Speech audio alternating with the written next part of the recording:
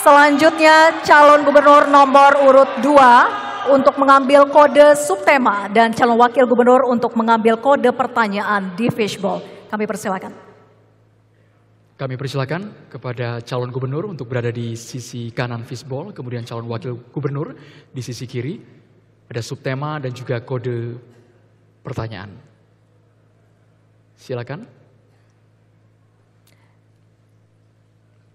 Sambil diperlihatkan ke kamera, ada angka dan juga huruf. Sambil kita lihat di kamera. Boleh disebutkan? 2A. 2. Baik. Kami 2A. ambil sesuai dengan kode subtema dan juga kode pertanyaan yang sudah diambil. Posisi amplop hadirin sekalian masih dalam tersegel. Kami betul-betul jaga kerahasiaannya. Saya langsung buka amplopnya.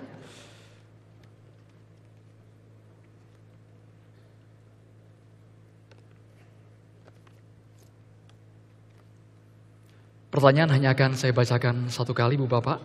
Perjalanan darat dari Lamongan menuju Jombang melalui Babat, kita temukan undukan sampah rumah tangga di beberapa titik di tepi jalan.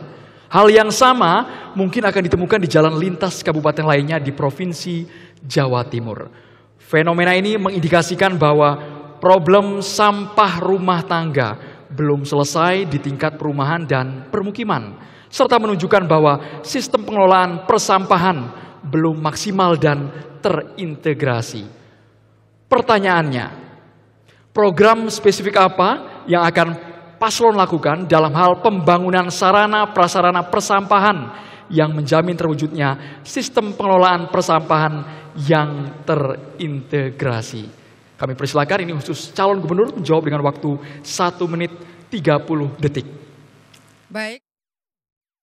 LA Ice Mango Boost. Discover the new flavor. It's mango season. Baik, terima kasih. Sesungguhnya pengolahan sampah fokusnya pada pemerintah kabupaten kota. Pemprov mengambil posisi bagaimana membangun partnership semua elemen strategis.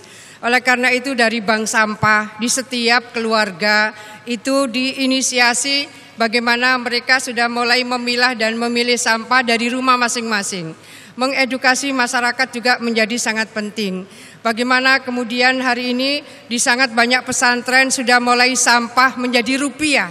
Proses-proses ini harus menjadi lesson learn, pembelajaran yang baik bagi seluruh elemen masyarakat di lini manapun. Berikutnya apa yang dilakukan Pemprov? Kami menyiapkan yang lebih advance bahwa ada persoalan limbah bagi bahan yang berbahaya dan beracun. Pada posisi inilah Pemprov Jawa Timur sudah menyiapkan lahan untuk pembuangan limbah B3 di Dawar Belandong Mojokerto yang ini sudah berjalan lebih dari 1 tahun, mau berjalan 2 tahun. Ini kami ingin menyampaikan bahwa persoalan sampah ini adalah persoalan yang harus diatasi bersama, melibatkan sekian banyak elemen termasuk adalah yang berbasis rumah tangga, yang berbasis keluarga, mengedukasi bagaimana sampah menjadi rupiah, sampah menjadi berkah, dan itu menjadi kesadaran bersama. Baik, waktunya habis. Selanjutnya kami persilakan calon gubernur nomor urut 3 untuk menanggapi jawaban calon gubernur nomor urut 2. Waktu Anda 1 menit dimulai ketika berbicara. Silakan. Terima kasih. Jadi saya ingin menyampaikan sebetulnya sampah rumah tangga itu bisa diselesaikan di awal rumah tangga itu. Dengan cara mengedukasi masyarakat dengan memilah sampah basah dan sampah kering, organik dan anorganik. Karena sebetulnya sampah itu sangat bermanfaat.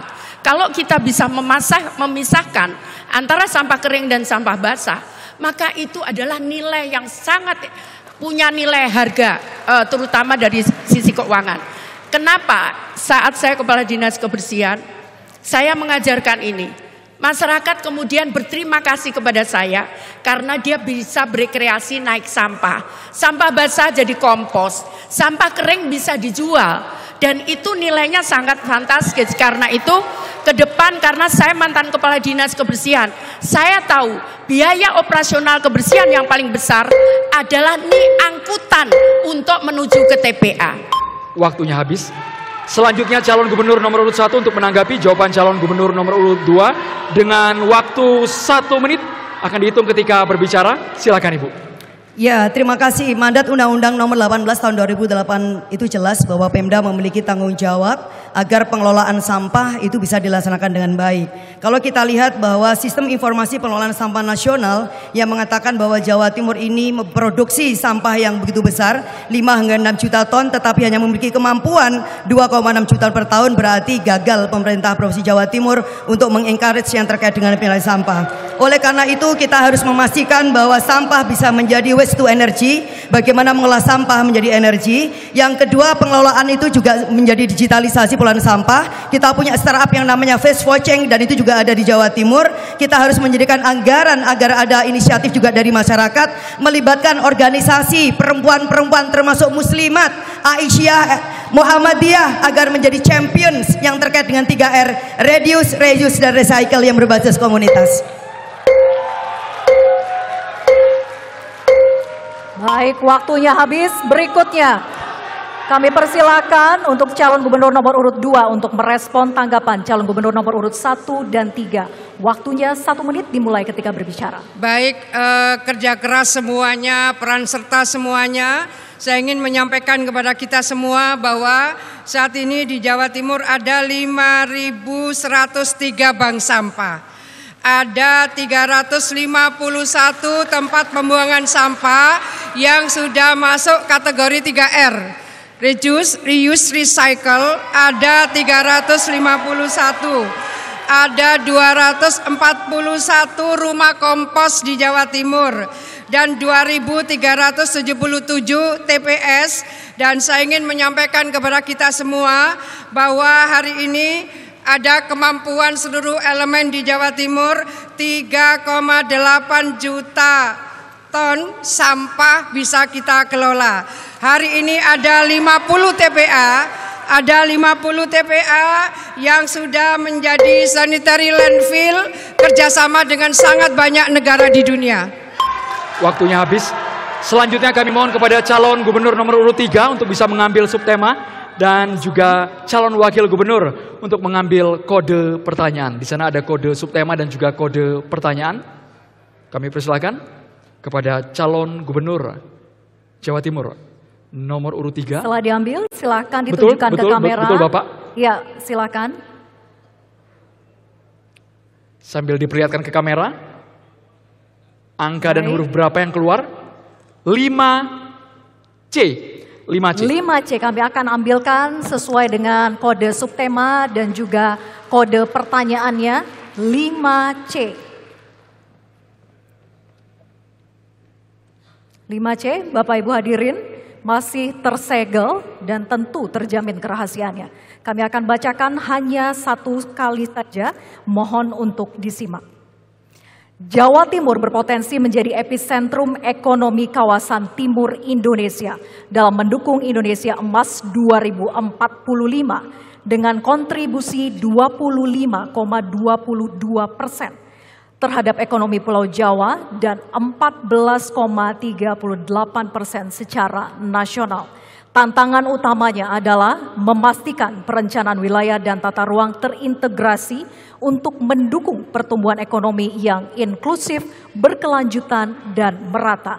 Pertanyaannya, langkah strategis apa saja yang akan paslon lakukan untuk mewujudkan tata ruang yang terintegrasi guna mendukung pertumbuhan ekonomi Jawa Timur? Waktu Anda menjawab 1 menit 30 detik dimulai saat Anda berbicara. Kunci utama dari penyelesaian ini adalah bagaimana tiap daerah bisa koordinasi dan sinkronisasi di dalam penataan ruang. Yang pertama, tidak boleh ada satu daerah yang bisa menguasai industri, perdagangan, kemudian dan jasa. Kalau ini kita bisa berbagi peran di seluruh Jawa Timur, pasti akan terjadi pemerataan pembangunan. Karena itu yang dibutuhkan adalah bagaimana mengelola tata ruang untuk penggunaan pertanian, untuk penggunaan perumahan itu bisa kita saling jaga. Selain tadi bagaimana peran masing-masing daerah itu kontribusi terhadap pertumbuhan ekonomi baik di nasional maupun di dunia. Saya katakan jadi apapun kita, berfungsi sebagai apapun Jawa Timur. Tapi yang paling utama adalah bahwa itu pembangunan harus bisa dirasakan oleh masyarakat terbawah. Yang paling bawah harus bisa merasakan. Petani tidak kesulitan lagi saat mereka menanam. Nelayan tidak kesulitan lagi saat mereka harus mengambil ikan untuk di laut karena ada batas-batas laut.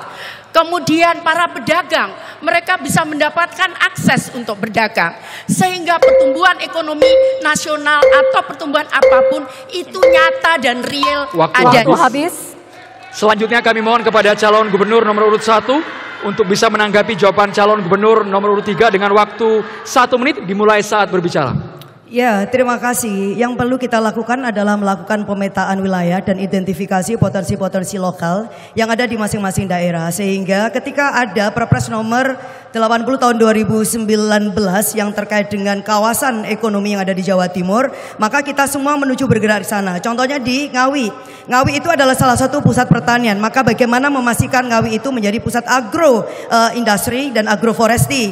Yang kemudian di Madura salah satu contohnya, bagaimana kita juga bisa memastikan bahwa Madura bisa menjadi kawasan industri halal, termasuk juga kemudian memastikan ada ekosistem yang terkait dengan pergaraman dan juga jagung, sehingga menopang kedaulatan pangan yang ada di Madura dan juga ketahanan pangan di Jawa Timur. Namun demikian ironisnya bahwa ada tata ruang yang kemudian ditabrak oleh namanya proyek pesisir yang ada di Surabaya. Sayangnya pemimpinnya diam saja. Terima kasih.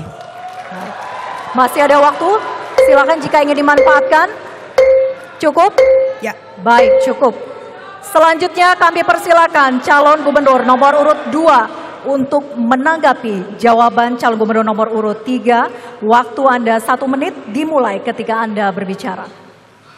Terima kasih bahwa ada Perda 1023 tentang rencana tata ruang wilayah yang terintegrasi. Artinya ada perda-perda kabupaten kota yang terkait RT RW dan itu harus kita integrasikan dalam perencanaan jangka panjang sampai dengan tahun 43. Jadi RT RW yang ada di Perda 1023 adalah RT RW yang kita susun dari 2023 sampai 2043 supaya para investor juga punya keyakinan, ada kepastian hukum berinvestasi, di mana kita sebetulnya menggerakkan dari wilayah Gerbang Kertasusila ke arah Nganjuk, ke arah Madiun, dan untuk daerah-daerah di mana kita mendapatkan kemungkinan untuk bisa menjadi KEK atau kawasan industri,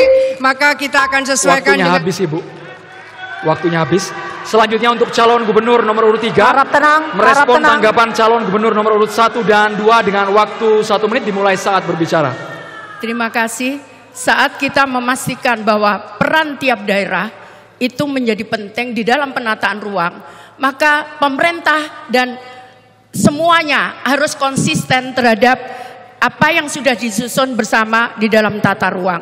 Misalkan kawasan industri. Saat kita menentukan bahwa kawasan industri, misalkan di Gresik, tapi ternyata ketersediaan air tidak ada di sana, sehingga mereka harus mengambil air dari luar yang tentunya membutuhkan biaya. Demikian pula saat itu terjadi masalah untuk pertanian, jangan sampai terutama di daerah-daerah yang subur dilanggar untuk kepentingan-kepentingan hanya karena kita butuh untuk investasi. Maka kehormatan untuk bagi penataan ruang itu menjadi penting untuk semua berperan dan tujuannya adalah berkeadilan. Waktu habis. Baik, kita berikan tepuk tangan meriah kepada para pasangan calon. Dan pada segmen berikutnya, giliran sesi calon wakil gubernur untuk memperdalam visi, misi, dan juga program kerja.